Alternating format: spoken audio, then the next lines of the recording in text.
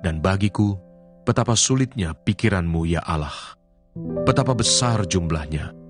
Jika aku mau menghitungnya, itu lebih banyak daripada pasir. Apabila aku berhenti, masih saja aku bersama-sama Engkau. Sekiranya Engkau mematikan orang fasik ya Allah, sehingga menjauh daripadaku penumpang-penumpang darah, yang berkata-kata dusta terhadap Engkau dan melawan Engkau dengan sia-sia. Masakan aku tidak membenci orang-orang yang membenci Engkau ya Tuhan, dan tidak merasa jemu kepada orang-orang yang bangkit melawan Engkau. Aku sama sekali membenci mereka. Mereka menjadi musuhku. Selidikilah aku ya Allah, dan kenalah hatiku. Ujilah aku dan kenalah pikiran-pikiranku. Lihatlah apakah jalanku serong, dan tuntunlah aku di jalan yang kekal. Surat Yudas. Yudas pasal 1. Salam dari Yudas, hamba Yesus Kristus dan saudara Yakubus, kepada mereka yang terpanggil, yang dikasihi dalam Allah Bapa, dan yang dipelihara untuk Yesus Kristus. Rahmat, damai sejahtera, dan kasih kiranya melimpahi kamu. Hukuman atas guru-guru palsu. Saudara-saudaraku yang kekasih, sementara aku bersungguh-sungguh berusaha menulis kepada kamu tentang keselamatan kita bersama, aku merasa terdorong untuk menulis ini kepada kamu dan menasihati kamu, supaya kamu tetap berjuang untuk mempertahankan iman yang telah disampaikan kepada orang-orang kudus.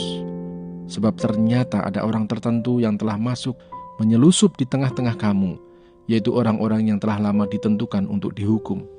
Mereka adalah orang-orang yang fasik yang menyalahgunakan kasih karunia Allah kita untuk melampiaskan hawa nafsu mereka, dan yang menyangkal satu-satunya penguasa dan Tuhan kita, Yesus Kristus. Tetapi, sekalipun kamu telah mengetahui semuanya itu dan tidak meragukannya lagi, aku ingin mengingatkan kamu bahwa memang Tuhan menyelamatkan umatnya dari tanah Mesir, namun sekali lagi membinasakan mereka yang tidak percaya, dan bahwa Ia menahan malaikat-malaikat yang tidak taat pada batas-batas kekuasaan mereka, tetapi yang meninggalkan tempat kediaman mereka dengan belenggu abadi di dalam dunia kekelaman sampai penghakiman pada hari besar, sama seperti Sodom dan Gomora dan kota-kota sekitarnya, yang dengan cara yang sama melakukan percabulan dan mengejar kepuasan-kepuasan yang tak wajar, telah menanggung siksaan api kekal sebagai peringatan kepada semua orang. Namun demikian orang-orang yang bermimpi-mimpian ini juga mencemarkan tubuh mereka dan menghina kekuasaan Allah, serta menghujat semua yang mulia di surga. Tetapi penghulu malaikat Mikael, ketika dalam suatu perselisihan bertengkar dengan iblis mengenai mayat Musa, tidak berani menghakimi iblis itu dengan kata-kata hujatan, tetapi berkata, "Kiranya Tuhan menghardik engkau." Akan tetapi, mereka menghujat segala sesuatu yang tidak mereka ketahui, dan justru apa yang mereka ketahui dengan nalurinya seperti binatang yang tidak berakal, itulah yang mengakibatkan kebinasaan mereka. Celakalah mereka karena mereka mengikuti jalan yang ditempuh Kain, dan karena mereka oleh sebab upah menceburkan diri ke dalam kesesatan Bileam, dan mereka binasa karena kedurhakaan seperti Korah. Mereka inilah noda dalam perjamuan kasih-Mu, di mana mereka tidak malu-malu melahap dan hanya mementingkan dirinya sendiri. Mereka bagaikan awan yang tak berair, yang berlalu ditiup angin. Mereka bagaikan pohon-pohon yang dalam musim gugur tidak menghasilkan buah. Pohon-pohon yang terbantun dengan akar-akarnya dan yang mati sama sekali. Mereka bagaikan ombak laut yang ganas, yang membuihkan keaiban mereka sendiri. Mereka bagaikan binatang-binatang yang baginya telah tersedia tempat di dunia kekelaman untuk selama-lamanya. Juga tentang mereka, Henoh, keturunan ketujuh dari Adam, telah bernubuat, katanya, "Sesungguhnya Tuhan datang dengan beribu-ribu orang kudusnya, hendak menghakimi semua orang, dan menjatuhkan hukuman atas orang-orang fasik, karena semua perbuatan fasik yang mereka lakukan, dan karena semua kata-kata nista yang diucapkan orang-orang berdosa yang fasik itu terhadap Tuhan. Mereka itu orang-orang yang menggerutu dan mengeluh tentang nasibnya, hidup menuruti hawa nafsunya, tetapi mulut mereka mengeluarkan perkataan-perkataan yang bukan-bukan, dan mereka menjilat orang untuk mendapat keuntungan. Nasihat-nasihat untuk meneguhkan iman. Tetapi kamu, saudara-saudaraku yang kekasih, ingatlah akan apa yang dahulu telah dikatakan kepada kamu oleh rasul-rasul Tuhan kita Yesus Kristus. Sebab mereka telah mengatakan kepada kamu, menjelang akhir zaman akan tampil pengejek-pengejek yang akan hidup menuruti hawa nafsu kefasikan mereka. Mereka adalah pemecah belah yang dikuasai hanya oleh keinginan-keinginan dunia ini dan yang hidup tanpa Roh Kudus. Akan tetapi kamu, saudara-saudaraku yang kekasih, bangunlah dirimu sendiri di atas dasar imanmu yang paling suci dan berdoalah dalam Roh Kudus. Peliharalah dirimu demikian dalam kasih Allah, sambil menantikan rahmat Tuhan kita, Yesus Kristus, untuk hidup yang kekal. Tunjukkanlah belas kasihan kepada mereka yang ragu-ragu. Selamatkanlah mereka dengan jalan merampas mereka dari api. Tetapi tunjukkanlah belas kasihan yang disertai ketakutan kepada orang-orang lain juga. Dan bencilah pakaian mereka yang dicemarkan oleh keinginan-keinginan dosa. Penutup. Bagi Dia yang berkuasa menjaga supaya jangan kamu tersandung dan yang membawa kamu dengan tak bernoda dan penuh kegembiraan di hadapan kemuliaannya, Allah yang esa, Juru Selamat kita oleh Yesus Kristus, Tuhan kita. Bagi Dia adalah kemuliaan, kebesaran, kekuatan, dan kuasa sebelum segala abad dan sekarang dan sampai selama-lamanya. Amin. Zakaria pasal 5. Penglihatan ke-6, gulungan kitab yang terbang. Aku melayangkan mataku pula, maka aku melihat tampak sebuah gulungan kitab yang terbang. Berkatalah ia kepadaku, apa yang engkau lihat? Jawabku, aku melihat sebuah gulungan kitab yang terbang, panjangnya 20 hasta dan lebarnya 10 hasta. Lalu ia berkata kepadaku, inilah sumpah serapah yang keluar menimpa seluruh negeri. Sebab menurut sumpah serapah itu, setiap pencuri di sini masih bebas dari hukuman, dan setiap orang yang bersumpah palsu di sini juga masih bebas dari hukuman. Aku telah menyuruhnya keluar, demikianlah firman Tuhan semesta alam, supaya itu masuk ke dalam rumah pencuri dan ke dalam rumah orang yang bersumpah palsu demi namaku, dan supaya itu bermalam di dalam rumah mereka dan memusnahkannya, baik kayunya maupun batu-batunya. Penglihatan ke-7, perempuan dalam gantang. Tampillah malaikat yang berbicara dengan aku itu.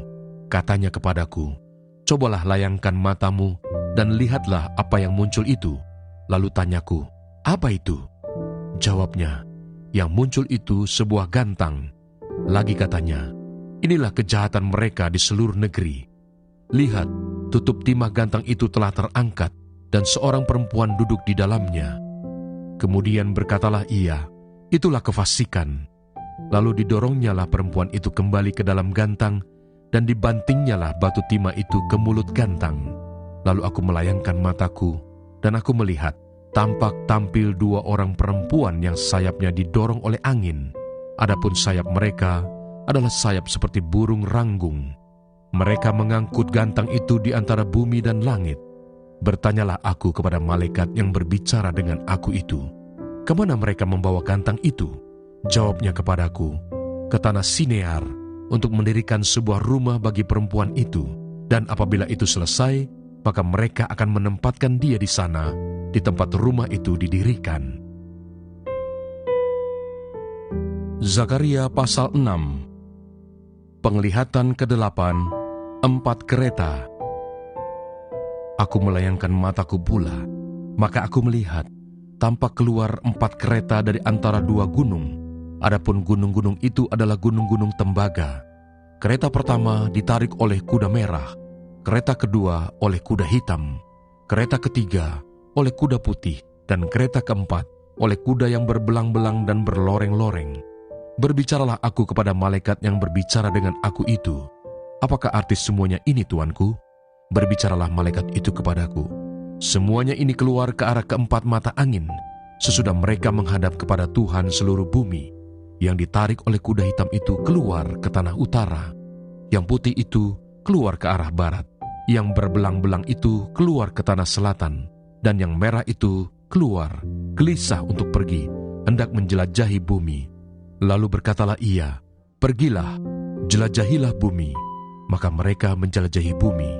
Kemudian berteriaklah ia kepadaku, "Lihat, mereka yang keluar ke tanah utara itu akan menenteramkan rohku di tanah utara." Kerajaan Sang Tunas di Yerusalem. Datanglah firman Tuhan kepadaku, bunyinya, "Pergilah pada hari ini juga ke rumah Yosia bin Sefanya, dan pungutlah persembahan dari pihak orang-orang buangan, yaitu dari Heldai, Tobia, dan Yedaya, semuanya orang-orang yang sudah datang kembali dari Babel. Pungutlah perak dan emas, buatlah mahkota, dan kenakanlah itu pada kepala imam besar Yosua bin Yosadak. Katakanlah kepadanya, beginilah firman Tuhan semesta alam, inilah orang yang bernama Tunas. Ia akan bertunas dari tempatnya, dan ia akan mendirikan bait Tuhan. Dialah yang akan mendirikan bait Tuhan, dan dialah yang akan mendapat keagungan, dan akan duduk memerintah di atas tahtanya. Di sebelah kanannya akan ada seorang imam, dan permufakatan tentang damai akan ada di antara mereka berdua. Dan mahkota itu akan tetap tinggal dalam bait Tuhan sebagai tanda peringatan akan Heldai, Tobia, Yedaya, dan akan Yosia bin Sefanya. Orang-orang dari jauh akan datang untuk turut membangun bait Tuhan. Maka kamu akan mengetahui bahwa Tuhan semesta alam yang mengutus aku kepadamu. Dan hal ini akan terjadi apabila kamu dengan baik-baik mendengarkan suara Tuhan Allahmu. Zakaria pasal 7. Ibadah puasa yang baik. Pada tahun yang keempat zaman Raja Darius, datanglah firman Tuhan kepada Zakaria pada tanggal 4 bulan ke-9, yakni bulan Kislew. Adapun penduduk Betel telah mengutus Sarezer dan Regem-Melek serta orang-orangnya untuk melunakkan hati Tuhan, untuk menanyakan kepada para imam dari rumah Tuhan semesta alam dan kepada nabi demikian, haruskah kami sekalian menangis dan berpantang dalam bulan yang kelima, seperti yang telah kami lakukan bertahun-tahun lamanya? Maka datanglah firman Tuhan semesta alam kepadaku, bunyinya, katakanlah kepada seluruh rakyat negeri dan kepada para imam demikian, ketika kamu berpuasa dan meratap dalam bulan yang kelima dan yang ketujuh selama 70 tahun ini, adakah kamu sungguh-sungguh berpuasa untuk aku? Dan ketika kamu makan dan ketika kamu minum, bukankah kamu makan dan minum untuk dirimu sendiri? Bukankah ini firman yang telah disampaikan Tuhan dengan perantaran para nabi yang dahulu? Ketika Yerusalem dengan kota-kota yang di sekelilingnya masih didiami orang dan masih sentosa, dan tanah Negeb dan daerah bukit masih didiami, firman Tuhan datang kepada Zakaria, bunyinya, beginilah firman Tuhan semesta alam, laksanakanlah hukum yang benar, dan tunjukkanlah kesetiaan dan kasih sayang kepada masing-masing. Janganlah menindas janda dan anak yatim, orang asing dan orang miskin, dan janganlah merancang kejahatan dalam hatimu terhadap masing-masing.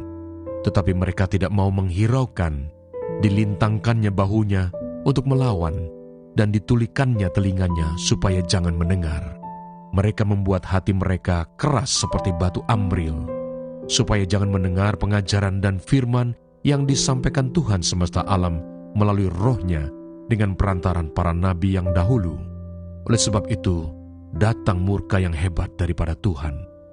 Seperti mereka tidak mendengarkan pada waktu dipanggil, demikianlah aku tidak mendengarkan pada waktu mereka memanggil, firman Tuhan semesta alam. Oleh sebab itu, aku meniupkan mereka seperti angin badai ke antara segala bangsa yang tidak dikenal mereka, dan sesudahnya tanah itu menjadi sunyi sepi, sehingga tidak ada yang lalu lalang di sana. Demikianlah mereka membuat negeri yang indah itu menjadi tempat yang sunyi sepi. Zakaria pasal 8. Keselamatan bagi Israel. Datanglah firman Tuhan semesta alam, bunyinya, beginilah firman Tuhan semesta alam, aku berusaha untuk Sion dengan kegiatan yang besar dan dengan kehangatan amarah yang besar. Beginilah firman Tuhan, aku akan kembali ke Sion dan akan diam di tengah-tengah Yerusalem. Yerusalem akan disebut kota setia, dan gunung Tuhan semesta alam akan disebut gunung kudus. Beginilah firman Tuhan semesta alam. Akan ada lagi kakek-kakek dan nenek-nenek duduk di jalan-jalan Yerusalem, masing-masing memegang tongkat karena lanjut usianya. Dan jalan-jalan kota itu akan penuh dengan anak laki-laki dan anak perempuan yang bermain di situ. Beginilah firman Tuhan semesta alam. Kalau pada waktu itu sisa-sisa bangsa ini menganggap hal itu ajaib, apakah aku akan menganggapnya ajaib? Demikianlah firman Tuhan semesta alam. Beginilah firman Tuhan semesta alam. Sesungguhnya, aku menyelamatkan umatku dari tempat terbitnya matahari sampai kepada tempat terbenamnya. Dan aku akan membawa mereka pulang, supaya mereka diam di tengah-tengah Yerusalem. Maka mereka akan menjadi umatku, dan aku akan menjadi Allah mereka dalam kesetiaan dan kebenaran. Beginilah firman Tuhan semesta alam. Kuatkanlah hatimu, hai orang-orang yang selama ini telah mendengar firman ini, yang diucapkan para nabi, sejak dasar rumah Tuhan semesta alam diletakkan untuk mendirikan bait suci itu. Sebab sebelum waktu itu, tidak ada rezeki bagi manusia, juga tidak bagi binatang. Dan karena musuh, tidak ada keamanan bagi orang yang keluar dan bagi orang yang masuk. Lagi pula, aku membuat manusia semua bertengkar. Tetapi sekarang, aku tidak lagi seperti waktu dahulu terhadap sisa-sisa bangsa ini. Demikianlah firman Tuhan semesta alam. Melainkan, aku akan menabur damai sejahtera, maka pohon anggur akan memberi buahnya, dan tanah akan memberi hasilnya, dan langit akan memberi air embunnya. Aku akan memberi semuanya itu kepada sisa-sisa bangsa ini sebagai miliknya. Dan kalau dahulu kamu telah menjadi kutuk di antara bangsa-bangsa, hai kaum Yehuda dan kaum Israel, maka sekarang aku akan menyelamatkan kamu, sehingga kamu menjadi berkat. Janganlah takut, kuatkanlah hatimu. Sebab beginilah firman Tuhan semesta alam. Kalau dahulu aku telah bermaksud mendatangkan malapetaka kepada kamu, ketika nenek moyangmu membuat aku murka, dan aku tidak menyesal firman Tuhan semesta alam, maka pada waktu ini aku kembali bermaksud berbuat baik kepada Yerusalem dan kepada kaum Yehuda. Janganlah takut. Inilah hal-hal yang harus kamu lakukan. Berkatalah benar seorang kepada yang lain, dan laksanakanlah hukum yang benar, yang mendatangkan damai di pintu-pintu gerbangmu. Janganlah merancang kejahatan dalam hatimu seorang terhadap yang lain, dan janganlah mencintai sumpah palsu, sebab semuanya itu kubenci. Demikianlah firman Tuhan. Datanglah firman Tuhan semesta alam kepadaku, bunyinya. Beginilah firman Tuhan semesta alam. Waktu puasa dalam bulan yang keempat, dalam bulan yang kelima, dalam bulan yang ketujuh, dan dalam bulan yang ke-10, akan menjadi kegirangan dan sukacita, dan menjadi waktu-waktu perayaan yang menggembirakan bagi kaum Yehuda. Maka cintailah kebenaran dan damai, keselamatan bagi bangsa-bangsa. Beginilah firman Tuhan semesta alam. Masih akan datang lagi bangsa-bangsa dan penduduk banyak kota, dan penduduk kota yang satu akan pergi kepada penduduk kota lain, mengatakan, marilah kita pergi untuk melunakkan hati Tuhan dan mencari Tuhan semesta alam. Kami pun akan pergi. Jadi, banyak bangsa dan suku-suku bangsa yang kuat akan datang mencari Tuhan semesta alam di Yerusalem dan melunakkan hati Tuhan. Beginilah firman Tuhan semesta alam. Pada waktu itu, 10 orang dari berbagai-bagai bangsa dan bahasa akan memegang kuat-kuat punca jubah seorang Yahudi dengan berkata, kami mau pergi menyertai kamu, sebab telah kami dengar bahwa Allah menyertai kamu.